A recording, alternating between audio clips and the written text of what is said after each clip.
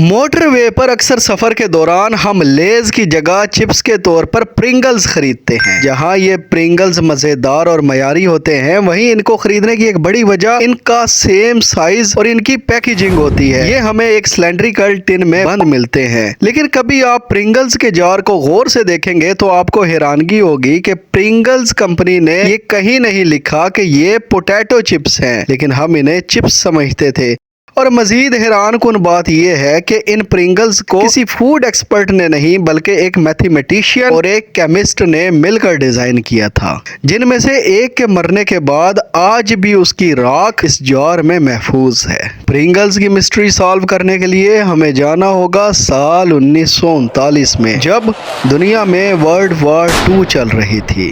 لیکن اس سے پہلے اگر آپ نے میرے چینل کو ابھی تک سبسکرائب نہیں کیا تو جلدی سے سبسکرائب کر لیں، کیونکہ تھرسڈے کو آنے والی میری ویڈیو آپ کے ہوش اڑانے کے لیے کافی ہے۔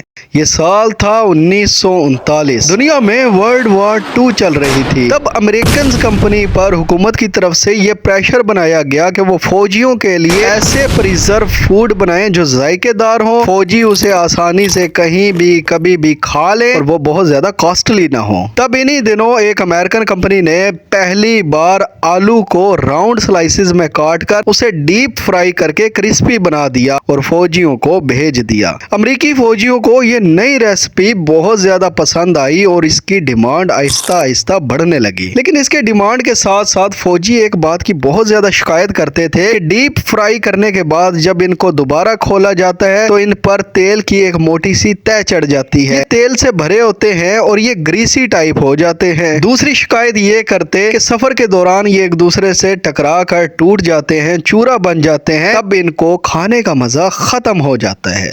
سال 1945 تک جنگ عظیم دوئم تو ختم ہو گئی، مگر امریکن مارکیٹ میں جیسے پوٹیٹو فرائز چپس کا سیلاب آ گیا۔ عام عوام بھی دھڑا دھڑ خرید کر یہ چپس کھا رہی تھی، لیکن تب بھی یہ 2 شکایتیں باقی تھی۔ سال 1960 آتے آتے چپس کی دوڑ میں پراکٹر اینڈ گیمل بھی شامل ہو گئی۔ P&G آج ان دونوں شکایتوں کو نظر رکھ رہی تھی اور ہسٹری میں پہلی بار پراکٹر اینڈ گیمل نے آلو کے سلائسز کو کاٹنے کے بعد ان کو ڈرائی کر لیا، یعنی ان کا پانی خشک کیا، پھر ان کو ڈیپ فرائی کیا اور ان کے پیکٹس میں بہت زیادہ ہوا بھر کر پھلا دیا۔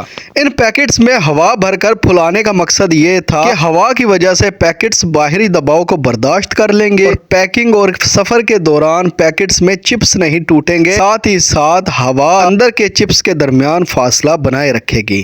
لیکن ان کا یہ آئیڈیا بھی فیل ہو گیا۔ تب پراکٹر اینڈ گیمل نے تاریخ کو بدل دیا۔ انہوں نے ان 2 سولوشنز کے لیے کسی فوڈ ایکسپرٹ کو نہیں بلکہ ایک میتھمیٹیشین اور ایک کیمسٹ کو ہائر کر لیا۔ اب وہ دونوں غور و فکر کرنے لگے۔ انہوں نے پوٹیٹو چپس کی ریسیپی کو تبدیل کر دیا۔ سب سے پہلے آلو کو ابال کر اس کا پیسٹ بنا لیا گیا، پھر اس پیسٹ کو خشک کر کے اس میں تھوڑا سا کارن فلور ڈال کر آلو ٹائپ کا کچھ مکسچر بنا لیا۔ پھر اس مکسچر کو 3:1 کی ریشو کے ساتھ پانی میں گوندھ کر نرم آلو کا آٹا تیار کیا گیا۔ پھر اس آٹے کو ایک خاص قسم کی مشینوں میں سے گزار کر اس سیم سائز میں کاٹ لیا گیا اور پھر ان کٹے ہوئے سلائسز کو ڈیپ فرائی کرنے کے بعد ایک خاص قسم کے ڈیزائن کردہ ٹن جار میں بند کر دیا۔ اب کسٹمر کی سب شکایتیں ختم ہو گئی تھی۔ پیکٹ میں ہوا نہیں تھی، چپس ٹوٹے ہوئے نہیں تھے، سب چپس ایک سیم سائز کے تھے اور ہر بار کھولنے پر یہ کرسپی تھے، گریسی نہیں تھے۔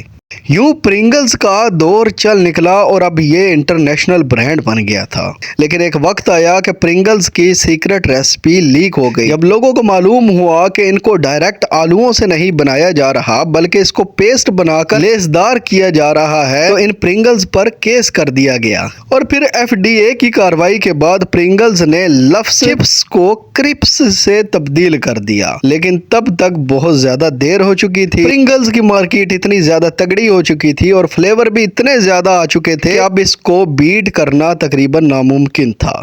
اور پھر سال 2008 میں اس پرنگلز کی سیکرٹ ریسیپی بنانے والے فریڈرک جے بور بیمار ہو گئے، لیکن انہوں نے وصیت کر دی کہ میرے مرنے کے بعد میری باڈی کو ایز اٹ از دفنایا نہیں جائے بلکہ میری باڈی کو جلا کر راکھ بنا دیا جائے، پھر میری راکھ کو پرنگلز کے ٹن پیک میں بند کر کے اس کو دفن کیا جائے۔ اور ان کے مرنے کے بعد ان کی وصیت پر سیم ٹو سیم عمل کیا گیا۔ آج بھی دنیا کے 118 ملکوں میں یہ پرنگلز مزے سے کھایا جا رہا ہے۔